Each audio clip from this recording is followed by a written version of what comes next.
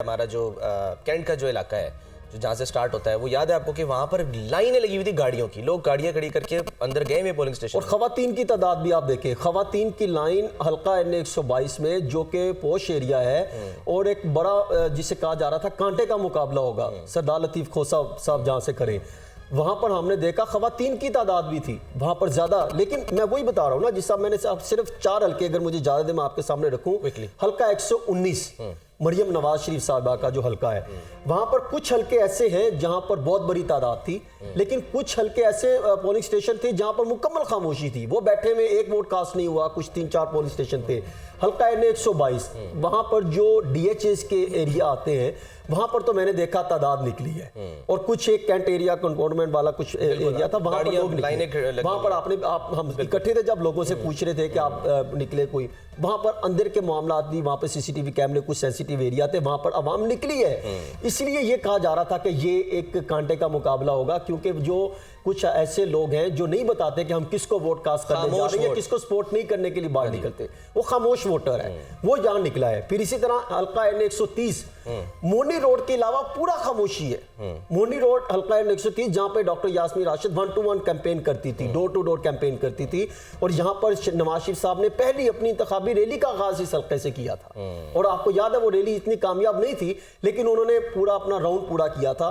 और वहां पे मोनी रोड पे मैंने रश देखा है सिर्फ चंद एक पुलिस स्टेशन में, उसके अलावा मुकम्मल खामोशी है। कहीं पे 2 कहीं पे 3 वोट कास्ट हुए थे वहां पे है। फिर हल्का NA 127 बिलावल भुट्टो जरदारी वाला, यहां पे मुझे लगता है कि यहां पर कोई ना कोई तकरार होगी, कई मुकाबला आपस में होगा, क्योंकि यहाँ पे 3 कैंप जो लगे हुए, अब कैंप लगाने का भी मसला आ रहा था, तो वो भी वहाँ पर एक जगह रेंजर्स गई है, वहाँ पर शुरू में इख्तिलाफात होने लगे थे, क्योंकि वहाँ पर पीपल्स पार्टी, नून लीग और तहरीक इंसाफ के हमायती याफ्ता, ये तीनों के दरमियान मुकाबला है। और ये नहीं कहा जा सकता कि कौन लीड है। हाँ, ताउला तारा ने ग्राउंड पर वर्क बहुत ज्यादा किया है, दूसरी पार्टी ने किया, लेकिन उनके अब सिंध के लोग यहाँ पर आके जो है वो काम करते रहे, लेकिन वो माइंड सेट को समझ नहीं सके कि हमने लोगों को कैसे अटैच कर। आपने जो खामोश वोट की बात की ना, जब मैं घर से बिल्कुल निकला हूँ ना यहाँ, मतलब यानी कि आपके पास आने से पहले, तो कमाहा का जो एरिया है ना, वहाँ पर मैंने अपने दोस्त से वो वहीं खड़ा के वोट डालकर आया था, तो सानिया मैंने पूछा, तो वो उसने कहा जी कैंप तो लगा हुआ था सिर्फ मुस्लिम लीग नून का, तो उसने कोई स्टिकर नहीं कुछ नहीं, और जाकर उसने पर्ची वहीं से बनवाई है,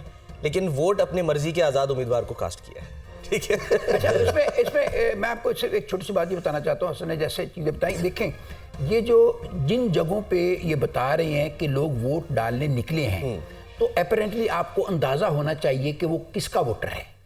ये अंदाजा होता है जब कैंट में वोटर निकलता है ना, तो आपको अंदाजा हो जाता है कि ये किसका वोटर निकला है। बिल्कुल। और मैं ये समझता हूँ कि ये जो वोटर सुबह सुबह कैंट से निकल आया है ना, उसने बाकी जगहों पर इस जो आज़ाद जो एक पार्टी बज़ाहिर नजर आ रही है, उसके लिए मुश्किलात में इजाफा किया है।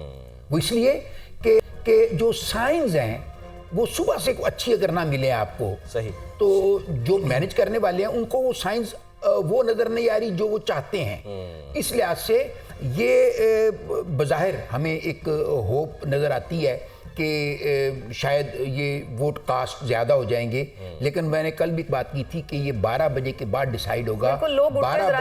12 बजे क्या मंसूबे बनते हैं, 12 बजे क्या होता है, 12 बजे तक किस तरह लोगों में खौफ व हरास, अनसर्टेनिटी और ये चीजें कयास पैदा किया जाता है। और एक हलचल भी 12 बजे के बाद ही ज्यादा पे, क्योंकि खासतौर पर शहरी इलाकों की अगर बात करें तो जो वोटर है वो ज्यादा निकलते ही 12 बजे के बाद। रशीद साफी साहब को भी शामिल गुफ्तगू कर लेते हैं।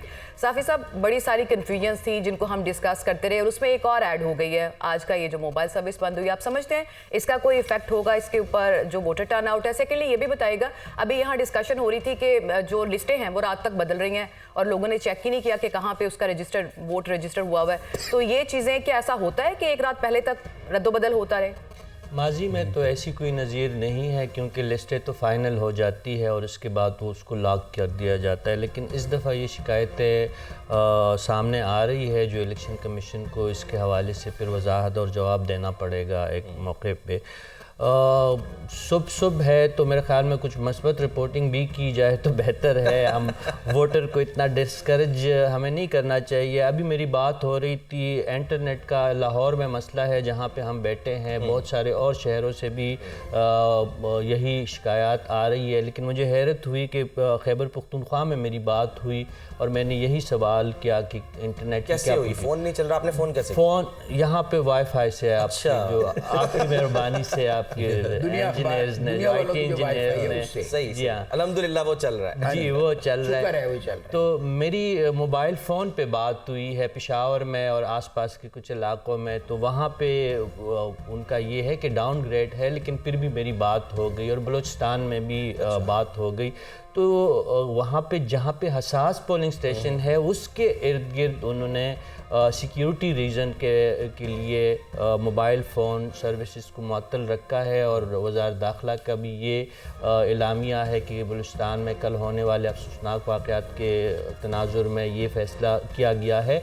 लेकिन ये जस्टिफाइड नहीं है। ओवरऑल मसले हैं, लेकिन पेशावर में जो माहौल मुझे बताया गया, लोग निकले हैं पोलिंग स्टेशन पे। रिवायती तौर पर वैसी भी 10-11 बजे तक रश कम होता है, लेकिन तमाम सियासी जमातों के कारकुन सड़कों पे और रोडों पे और पोलिंग स्टेशन के आसपास नज़र आ रहे हैं। और अच्छी बात यह है कि पाकिस्तान तहरीक इंसाफ का जो सपोर्टर है वो भी स्ट्रीट में खैबर पख्तूनख्वा और बलूचिस्तान के कुछ इलाकों में नज़र आ रहा है।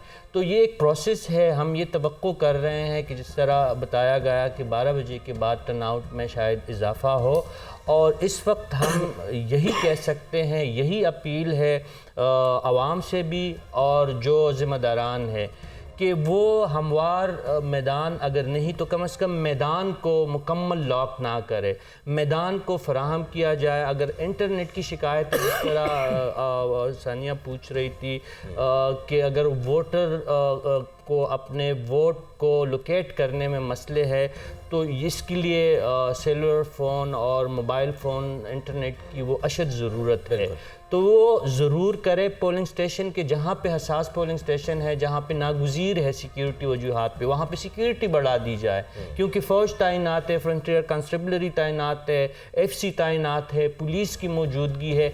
तो ये सारी चीज़ें ऑल ऑफ सडन नहीं हुई है कि आज ही सिक्योरिटी के और सर इसमें साफी साहब हुई। एक और भी फैक्टर है ना, देखिए जिम्मेदारी है, मैंने वोट डालना है ना अगर, ठीक है, तो मुझे पता होना चाहिए। मैं एक रात पहले कम से कम चेक कर, मैंने तो कल चेक कर लिया था कि जी मेरा खानदान नंबर, हल्का नंबर कौन सा है, किधर जाना है, मैंने कौन सा पोलिंग स्टेशन है, वो डिटेल। लेकिन आखिरी वक्त तक क्यों लोग फिर ये कि रखते हैं कि जी जैसे आपने कहा सानी है कुछ लोग हैं। लेकिन सलमान फिर भी हम ये नहीं चाहते कि अगर वो थोड़ी गैर जिम्मेदारी दिखाते हैं तो वो इसमें इंक्लूड ना हो सके। इंक्लूसिव दोनों होना फैक्टर्स चाहिए। बिल्कुल दोनों फैक्टर्स हैं। शहरियों की अपनी जिम्मेदारी भी है निभाएं और इदारे जो हैं यानी कि जो हमारी रियासत है वो भी जाहिर अपनी जिम्मेदारी शहरियों निभाएं। की नो डाउट की जिम्मेदारी है, लेकिन रियासत की जिम्मेदारी उससे बढ़ के है। इलेक्शन कमीशन की ज़िम्मेदारी सबसे ज़्यादा है। इलेक्शन कमिश्नर ने आज हाथ उठा लिए कि भाई सिक्योरिटी वजूहात के बिना पे हम ये ऐसा करने पे मजबूर है। अगर खुदा न खास्ता उनका ये कहना था कि कोई वाक़या हो जाए तो ज़िम्मेदारी किसकी होगी? भाई आपकी होगी। सर इस बारे में एक ब्रेक लेने